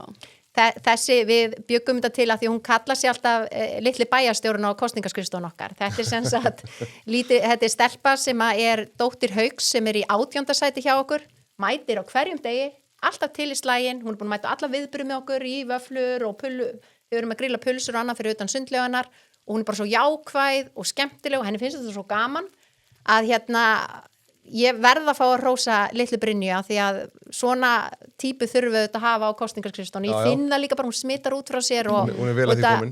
Þetta endurspeglar svolítið líka bara hópin okkar. Það er bara óbúslega mikil og góð stemning hjá okkur og mikil jákvæðni og pepp og Brynja Bæjó hefur heldur betur staðið sér vel. Framtíða leiðtogi, ég sé það strax. Já, pottþétt. Svo er hún að drefa bæklingum alveg á fullu og hún er bara til í allt. Hún reyndar ekki að hringja. Nei, en hún er bara út allt, já. Já, bara mjög vel gert, bara gaman þessu, mjög gaman að sjá þetta og skemmtilegt að heyra, bara allt þetta jákvæði sem er í gangi í kringum þetta. Annað sem er kannski ekkert endilega jákvæði, við ætlum að fara hratt yfir sögu þarna, en sko, þetta tengist auðvitað, þetta er þetta landsmálinu, þetta tengist auðvitað setjastóttunum eitthvað, það stýrast ákvörðun næstu viku, eftir kosningar, á miðvikudaginn og flestir nú ekki ráð fyrir því að Seðlabankinn hækki vexti, svo ég drepun alveg stemninguna eftir hrósingin sko. En þetta hefur áhrif á, þú veist, þetta er eitthvað sem kjósendur eru að velta fyrir sér og bara landsmenn allir auðvitað og hefur áhrif á okkur öll. Hvernig erum við að með þetta bara svona östutt? Sko, Seðlabankinn hefur bara næstu því sagt að ætlar að hækka vexti. Þannig að ég held að ef ég ætti að fara að veðja Hildur, þá myndum við, út af við erum ekki mikið að veðja, við myndum veðja á það. Ég held að það blasi alveg við og þessi ríkisstjórn er bara gjörsamlega búin að missa tökin á stöðunni, efnahagsmálum og verðbólgan er á uppleið, vextir eru á uppleið, skattar eru að hækka. Þú sagði veðja sko, en ég sé veðmála síðan er að gera ráð fyrir 25% hækkun sko. Já, nákvæmlega. Og já, vextir og skattar eru að hækka, en þú veist það er svo áhugavert við þetta er sko ríkisstjórnin eða forsætisráðherra auðvitað sem er hagfræðingur, lofaði heldur betur bara sleggjunni og hún ætlaði að ná tökum á þessu öllu saman og þetta er farið þveru öfu á. Og það sem mér finnst svo alvarlegt við þetta að sko, auðvitað eru heimilin að finna fyrir þessu. Heimilin höfðu bara væntingar það að nú er bara verið heldur betur að fara bara að slá niður verðbólguna og vextina og allt saman og þetta er alltaf farið þveru öfu á. Og þetta er auðvitað að býta og hefur áhrif og ég heyri það í samtölu mínum við Kópavogsbúa að þau eru alveg að finna fyrir hver staðan er og því miður bara er útlitið alls ekki gott og þetta eru auðvitað, svona skattahækkanir eru auðvitað bara kæla hagkerfi, drepa hagkerfi niður. Sama tíma er ríkisstjórnin að stíga hér fram með auðvitað bara galnar aðgerðir eins og í bótakerfinu og þetta er bara fara að hafa áhrif til langs tíma, þetta er bara langtíma áhrif og mun stuðla bara, þetta er bara ósjálfbær ráðstöfun varandi ríkissjóð og þetta er bara keyrt í gegn. Svo er ríkisstjórnin að lofa hér hallalausum fjárlögum. Hallin verður ekki, þetta verður afkoma verður 60 milljarðar lakari. Veistu, þetta er bara, það er einhvern veginn eins og þessi ríkisstjórn er algjörlega búin að missa tökin á ástandinu og ég held að sé bara pottið auðvitað að vextir hækka í næstu viku og örugglega líka í vaxtaákvörðunum þar á eftir vegna þess að það eru bara engar blikur á lofti. Ég sé ekki alveg hvað ríkisstjórnin ætlar að gera til að sporna gegn þessari þróun. Já, næsta vaxtaákvörðun er alltaf síðan í ágúst, þannig að það verður mjög fróðilegt að sjá hvernig sumar þróast í þessu. Það ætla að vera að lækka skatta á eldsneyti til að fiffa tölurnar svolítið til, en sem er þetta svolítið, ég hefur áhrif í þessu 3 mánuði sem það var en ekki meir. Svo kemur þetta bara einmitt, hvað var þetta aftur, að lækka dæluna eða hvað kallar þetta? Eitthvað svoleiðis. Þetta er bara eitthvað skammtíma mix sem að áhrifin koma fullu fram í lok sumars tilbaka. Og þetta er einmitt eitt af svona PR-múfum sem að ríkisstjórnin á til að gera. Koma með eitthvað, slengja einhverju svona fram. Í stað þess, það sem ríkisstjórnin hefði átt að gera, er að auðvitað takmarka gjaldskrárhækkanir sínar við 2,5% sem er verðbólgumarkmið Seðlabankans. Það gerðu við í Kópavogi. Við stigum fyrst fram sveitarfélaga og takmarkuðum að setja bara þak á hækkanir, gjaldskrárhækkanir, Kópavogsbæ gagnvart barnafjölskyldum upp á 2,5%. Þetta er svo leið sem ríkisstjórnin á auðvitað að gera til að gefa signalið út í samfélagið. En í stað þess að koma með eitthvað svona lækkum dæluna í 3 mánuði, þetta er náttúrulega ekki neitt. Þetta er ekki fara að hafa nein áhrif. Býr til Instagram-fæslur. Ótrúlegt að fylgjast með þessu og ég skil eiginlega ekki, ég býð bara eftir að einhvern kjósendur opni augun og átti sig á þessu, ég veit að okkur kjósendur hafa gert það fyrir löngu, en mér finnst þetta svolítið svona lottaraskapur einhvern veginn hvernig mál eru sett fram. Og það hefur auðvitað ekkert tekist að einhvern veginn ná tökum á ríkisfjármálunum, það er alveg augljóst og það birtist okkur, en svo eru auðvitað sveitarfélögin, þau bera sína ábyrgð og það er kannski Reykjavíkurborg svona helst einhver aðili sem getur hort til, sem að gæti gert betur. Húsnæðisverð auðvitað hefur verið stór drifkraftur verðbólgu og það er margt sem borgin geti gert til að lækka húsnæðisverð, eins og við fórum hérna yfir áðan.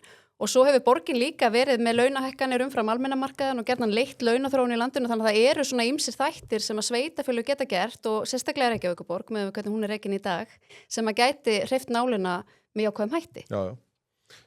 Þessu tengt þá þetta ég sá að Viðskiptablaðið var með gerði könnun meðal markaðsaðila í vikunni, þar sem í ljós kemur að menn hafa nú ekki mikla trú á þessu plani Kristrúnar eða samfélkingarnar hallarins fjárlög til dæmis næsta ári og svo framvegis. Þannig að þetta er einhvern veginn, auðvitað þarna markaðsaðilar sem að þekkja þetta vel til mála en hérna í þessu, hvað þetta varðar, en maður finnur samt bara fólki að fólk hefur ekki mikla trú á þessu.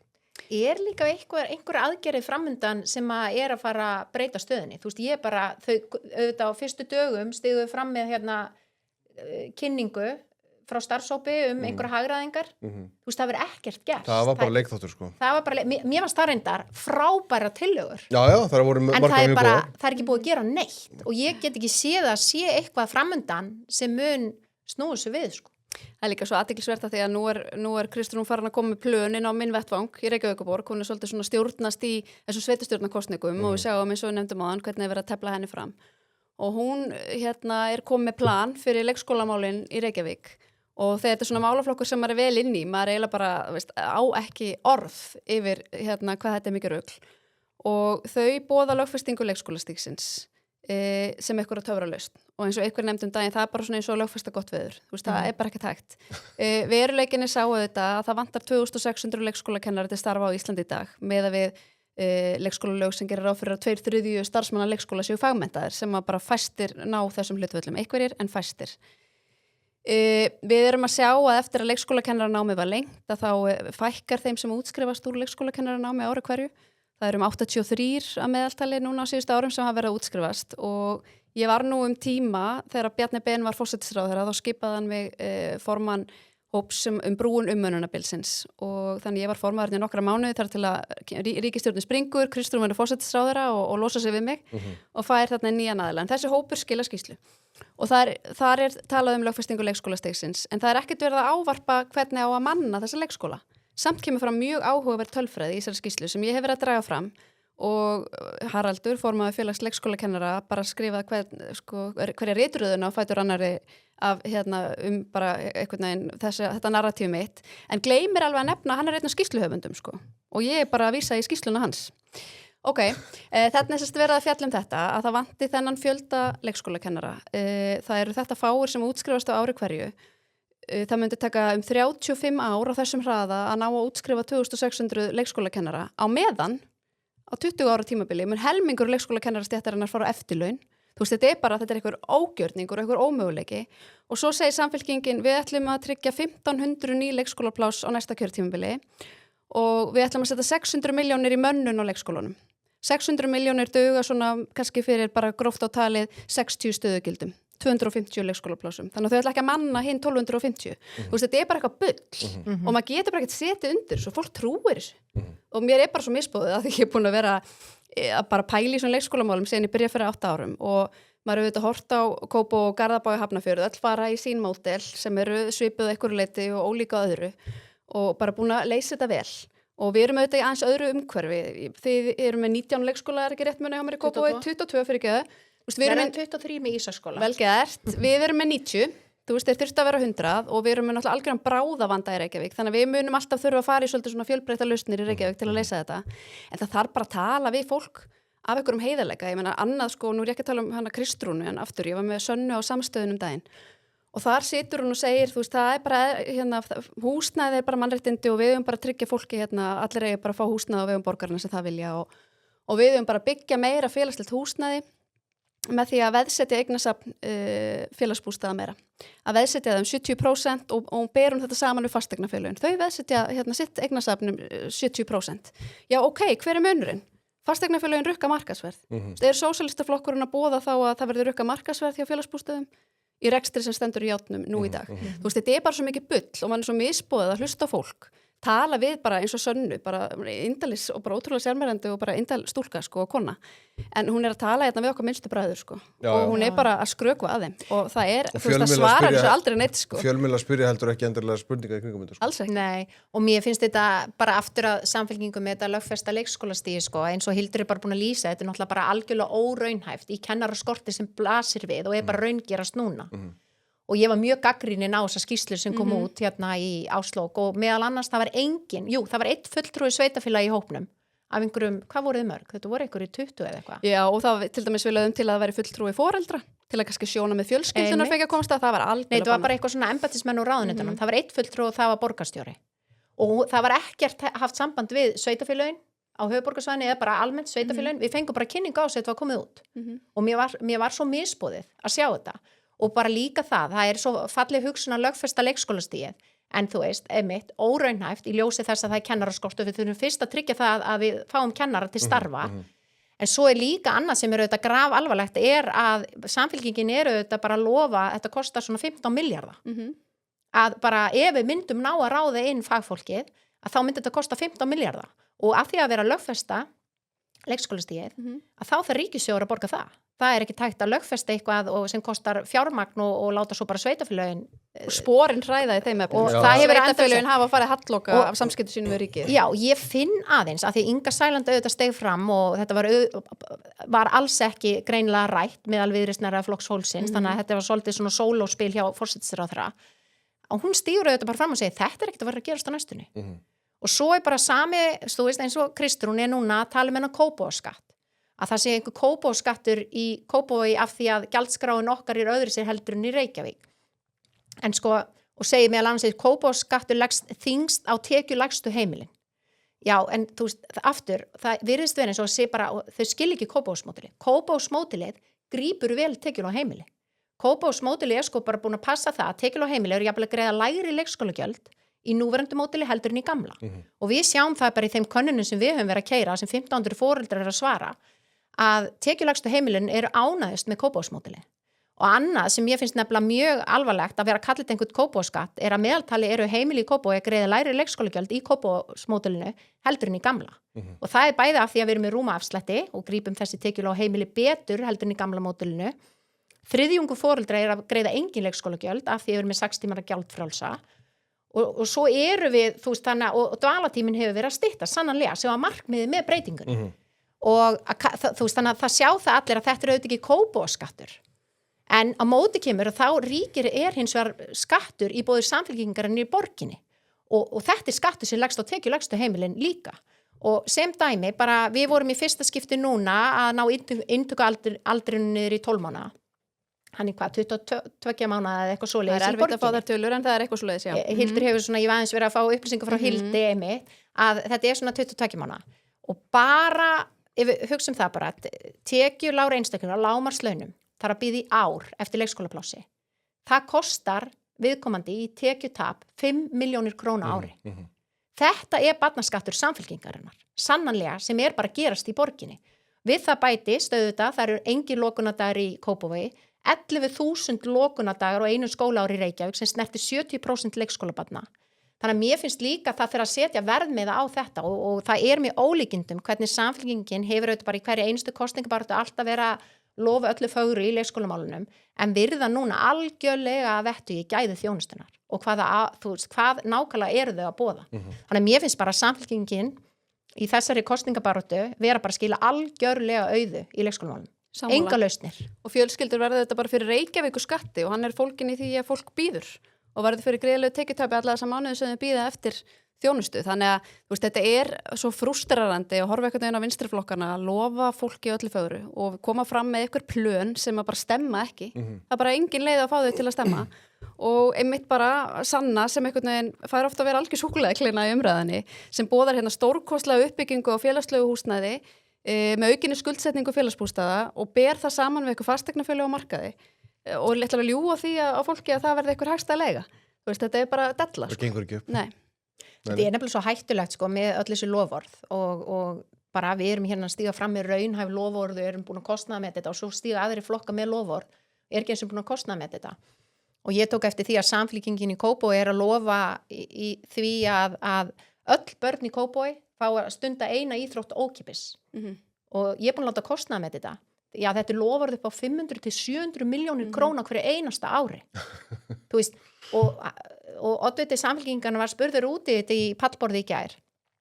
Hann kannaðist ekki við þetta. Viltu segja með sambarlegt í Reykjavík? Hann vissi ekki að þetta loforð væri bara á megin loforð að lista samfylkingarinnar. Kristrún er að skrifa þetta inn bara. Þetta er svo graf alvarlegt að oddvitin viti ekki að hann er með 500 til 700 milljóna króna lofur bara á forsíðu samfylkingunum. Ég kíkti á þetta í morgun bara, held kannski að vera búin að taka þetta út. En nei, þetta bara stendur enn þá. Fólk bara missi sig einhverju svona rugli, bara... Já, svolítið verið að prjóna yfir sig, en ég minna, ég var auðvitað út að hann bara, sagði bara, þvertók fyrir þetta væri lofur hjá þeim og bara svo var þetta komið, fór í einhverju svona vandræðalegt moment þarna í pallborðinu, en talaði svo með einhvern langan lofurlista og það er bara, við erum bara eftir að þetta átti ekki verið þannig inni, en spurningin er auðvitað bara býtu hvernig ætlum við að fjármagna þetta. Annarkvort fjármagna þetta með niðurskurði eða með skattahækkunum og við vitum alveg hvaða leið samfylkingin fer og hefur alltaf farið, það er auðvitað bara með skattahækkunum og það er þá bara verið að boða það að skattahækkanir upp á 500 til 700 milljónir verða þá að veruleika ef að samfylkingin kemst til valda og þetta er einmitt hérna undir barnafjölskyldur eða léttum auðveldum lífið. Við viljum finna þetta. Já, ég ætla bara alltaf að horfa með þáttinn.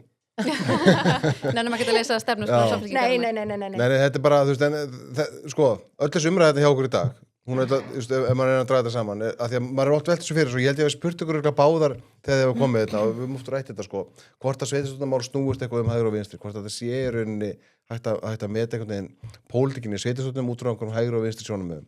En það er nú heldur betur þannig, heyrist mér, og það er auðvitað þannig, að þetta skiptir máli, að lækka skatta, tryggja góða þjónustu og svo framvegis. Og bara vera með reksturinn í lagi, þú getur ekki tryggt góða þjónustu eða lægri skatta nema og standi vörðun reksturinn og sporin hræða og það sem að auðvitað er auðvilt fyrir okkur í þessari baráttu er bara benda til Reykjavíkur, benda á Reykjavík og benda á ríkisstjórnina.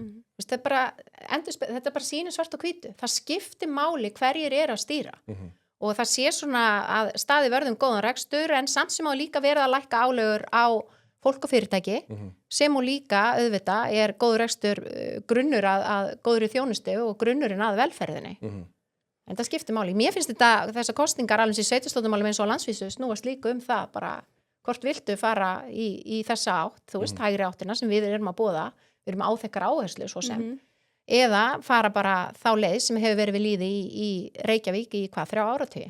Já, ég held að Reykjavíkurborg hefði mjög gott af svolítið hægri mennsku og í því felst kannski áhersla á ábyrgan rekstur, sanngjarna skattheimtu að við séum ekki að leiða hér launaþróun, að við séum í útvistun verkefna, við stundum ekki í samkeppnisrekstri, þú veist, öll þessi sjónamið, það bara vantar mjög á þau hjá Reykjavíkurborg og ég held að við getum náð miklum árangri með meiri að hægri áherslu með Reykjavík. Já, heldur betur. Við höfum verið með lið hérna þar sem við höfum kíkt á Hótel Akureyri og hérna sjáum við þetta lobby, þetta alveg frábært að koma að þetta. Þetta ótrúlega flott nefnilega, já, ég hef komið þarna, já, og gist líka. Þannig að það hérna, og ég hef beðið gesti að finna einhverja bók til að mæla með, þú sitja hérna í lobbyinu og lesa góða bók eða horfa einhverja góða bíómynd upp á herbyggi. Ég veit að þið eru mjög upptættan þessa dagana og því að bara, þið er ekki mínútur lausa í eitthvað sólarhring, þannig ég ætla hlífi ykkur við þessu og bara hvet ykkur til að fara á Hótel Akureyri þegar kosningabaráttan er búin. Og fara og hafa gott þar. Ekki fara bara saman Ásdís. Jú. Það lúkar ekkert smá vel, Förum í smá hvíldarinnlög. Setjast á barinn, hafa gott þar og svo bara góða hún að rústa þessum kosningum og förum til Akureyrar. Þannig að ef þið fljúið þá mér að segja þeir ykkur á flugvöllin. Þannig að það er bara Vá, geggja. Þannig að farið á Norð, fá ykkur að borða, þú veist, þannig að bara farið á Hótel Akureyri og njútið. Nei ekki? Til í þetta. Þið lofið því. Lofa. Sjá, við sögum þetta er kosningalofar hjá okkur. Settum við þetta ekki á listan okkar hérna, já. Herðu, ég var endið á nokkrum hraðaspurningum. Ég fór á Kringlukonni í gær og sagði gestunum þar að þið voru að koma. Þannig ég ætla að taka smá útrútur. Ég verða að sko, hrósið ekki, bara vinur okkur í köfurumþjónustunni sem eru búin að vera með okkur í nokkur ár. Nú voru þeir byrjað að setja niður flótbryggjur, þessi meistarar. Geggjað. Þannig að þetta er hvað á Vestfjörðum, ekki, jú. Þetta er glæsilegt. Hvernig virkar þetta? Hvað segir þið? Flótbryggjur bara. Já. Svo bara er þetta dregið út, þeir ætla að setja því í vötn og við bryggjur og sjó og... Farið svona í yndisöfnina í Kópavogi. Ég er að hugsa það, ég bara býtu hvað er þetta? Getum við notað þetta í yndisöfnin okkar? Herðu, við skulum... Þeir þurfa að hafa samband. Við tengjum ykkur. Þannig að ég með sem er derhúfur þetta frá þeim, svona old school derhúfur sem ég ætla að gefa ykkur. Þið ráðið hvort þið notaði sjálfur eða... Agnar er smá brút, þannig að hann fær þetta. Herðu, ég spurði gesti Kringlukráarinnar eins og ég gerði venjulega það, hvort þið vildi ekki spyrja ykkur spurninga og ég fekk hauga spurningum og ég er að velja þær bestu úr. Men það voru mjög spennti fyrir að þið voru að koma. Já, Þannig að eitt reyndar spurði eins og Kjáni hvort það ætti ekki að samöld sveitafélaginu á höfuðborgarsvæðinu og ég sagði bara strax nei. Ég sagði, ég ætla ekki að spyrja þessa spurninga, þetta er fálega spurning. Gott og svaraði svo leti hann heyra það. Gott, vel gert. Þannig að annar komið, þetta var landsbyggðarmaður, skemmtilega spurningu.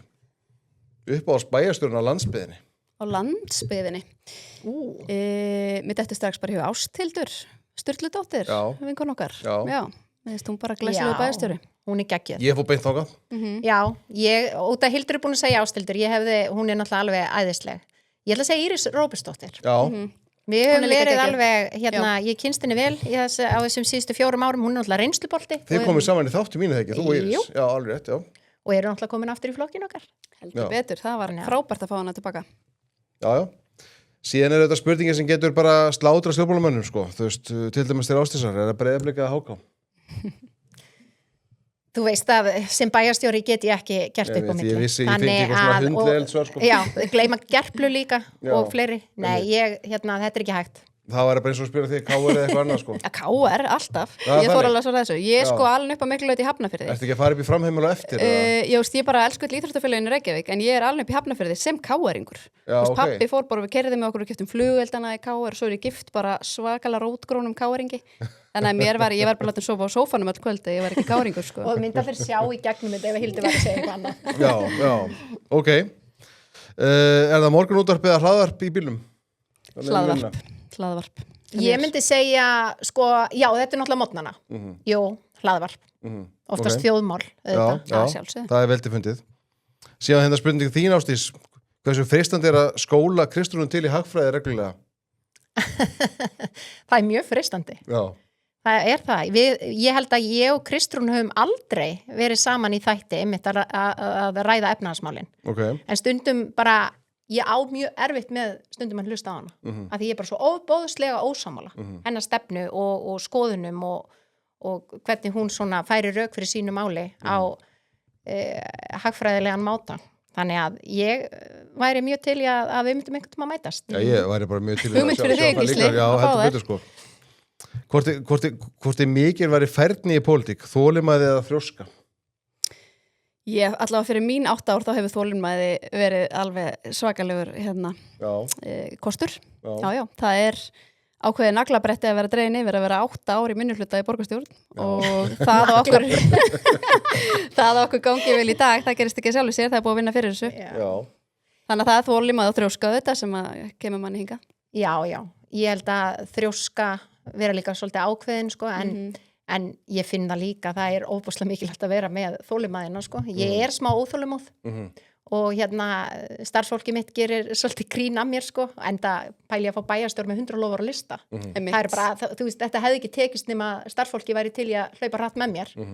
Þannig að og það hefur tekist, þannig að það skiptir máli. Ég stundum að vera sanngjöld, þannig að ég myndi segja að ég þarf líka að tilenga mér smá þolinmæði. Ég er endur að verða að segja að ef okkur tekst ætlunarverkið og við komumst í meirihluta eftir kosningar, þá þarf alveg að geyma þolinmæðin og fara inn í þrjóskuna, sko, því það þarf að breyta mjög mörgu hjá borginni. Já, það skal blanda þessu svolítið saman. Já. Okay. Hvernig hlaðið þið batterín eftir vinnudaginn? Já, bara með fjölskyldunni. Ég er rosa mikið fjölskyldukona. Ég reyna að verja mestu á mínum frítíma bara með fjölskyldunni og börnunum mínum. En ég fæ líka rosa mikla orku bara út í að hreyfa mig. Og hlið batteríin líka þannig. Já, ég gerir það líka. Við erum með brettin í bílskur, þannig ég fer ofta eiginlega á morgnana. Ég meiri svona morguntýpa að hreyfa mig og ég þarf að hreyfa mig, sko. Það vill enginn vera í kringum mig ef ég næ ekki að hreyfa mig. Þannig ég stundum þó að þetta sé langt. Útskýrðu það betur. Bara ég verð bara pirruð og bara leiðileg. Agnar er bara, viltu ekki fara bara í gimmið núna? Bara út að hlaupa. Já, bara fá smá útrás. Ég er gift svona manni, sko, þannig að... En ég meiri þess að núna nýti tíman á mótnana í að hreyfa mig og ég gerði það bara í morgun. Áður en ég fór á kosningsskrifstofuna áður en ég kom hingað. En á kvöldin þá finnst mér bara einmitt, þú veist, auðvitað yndislegt bara koma heim, rólegt umhverfi, eiga góðan kvöldmann með fjölskyldunni, svo ég bara, finnst mér ótrúlega gaman bara að horfa á Netflix, sko, og ég horfi á allt, bara hámhorf, sko. Já, þannig? Þannig, já, bara, heyrðu, ég var að klára The Good Doctor, sem einhverfa og það bara svona líka ég tekið á brettinu og svo ég bara horfa á allt sko. Ég getur endur alveg tekið undir þetta Netflix áhorf er alveg góð leið til að tjúna út og þeim er meira drasl sem sjónvarpsefnið þeim er betra og ég elska svona Love is Blind og eitthvað svona rugl eitthvað svona heilalust bara já, ég er alveg búin að reyna að horfa á fyrsta þáttin af nýjustu seríun af Love is Blind í svona marga vikur en þú veist, það er ekki mikil tími og maður sofnar út frá þessu Ok, er það hreint skrifborð eða skipurðu óreiða? Hreint skrifborð, allan daginn. Já, í vinnunni. Já, ég er alveg með frekar skipulöðu sko, þannig að hreint skrifborð, myndi ég að segja, klárlega. Hvernig verður næsta vika hjá okkur eftir kosningar? Verður spennufall á sunnudaginn, svo bara byrja einhverja meirhluta samræður og allt þetta, þannig að þetta er ekkert búið. Já, okkur er ekkert gefin mikið grið hérna allavega í Reykjavík, ég þarf að mæta Sprengisand strax morgunin eftir kjördag og svo í Silfrið að spá og spekulera en ég auðvitað bara stefna því að vera í kröftugum meirhluta viðræðum dagan eftir kosningar. Landa einhverjum öflugum meirhluta en breytingar. Já, þetta er svipað hjá mér. Ég einmitt hefur fengið boð að mæta mögulega í Sprengisand fyrir eftir hvernig niðurstaðan verður. Og svo auðvitað bara hefjast viðræður. Ég meina síðast heyrði ég nú bara í orra í framsókn strax nóttina sko. Og bara heyrðumst í síma og ræddum það að hittast daginn eftir. Þannig að þetta gerist bara til að fljótt. Voru það einfaldar viðræður einhverjum milli, næstu daga þar á eftir? Já, þetta samstarf hefur gengið óðbóðslega vel og ég sá það líka í baráttunni og bara áherslur okkar voru áþekkar og við vorum bara með mjög skýran málefnasamning sem við höfum bara verið að vinna eftir 100 lofurinn auðvitað þar inni sem og líka auðvitað einhverjar áherslur framsóknarmanna og við höfum bara unnið vel saman og þetta hefur verið góður hópur og bara mikið liðsæld. Já. Herri, ég ætla að fara að hleypa ykkur aftur út í loka daga kosningabaráttunar, bara frábært að fá ykkur og gott að þið gáðu ykkur tíma til að koma hingað og ræða við mig um ykkar mál og áherslur og allt þetta sem til þessu tengist, bara gangi ykkur vel síðustu 2 dagana. Ég er með eina gjöf á lokum. Nú? Það er Ólafsson-genið sem er fyrir aftan okkur. Skálaði þessu á kosninganótt. Ég elska þetta gen. Já, þetta er mjög gott. Þetta er geggjað. Þetta er ekki auglýsing sko, þetta er bara gjöf. Bara þannig að fjölmjölu nefndi vita því. En ég má alveg segja, ég elska þetta. Já, þú mátt segja það sko. Og bara og bara, ef þetta var auglýsing þá myndi ég þetta segja að þetta fængist í ÁTVR og Smárikinu og öllu þessum. En ég er ekkert að segja það. Þetta er bara gjöf. Þannig að vil ég ekki fara með þetta á kosningarskrifstofuna? Klárt. Jú. Gefa ykkar fólki. Klárlega. Takk fyrir. Þannig að því sögðu, frábært að fá okkur takk fyrir Sömuleiðis. komuna, til þess að hlustu og þessum horfið góð helgi, og muna að kjósa Takk fyrir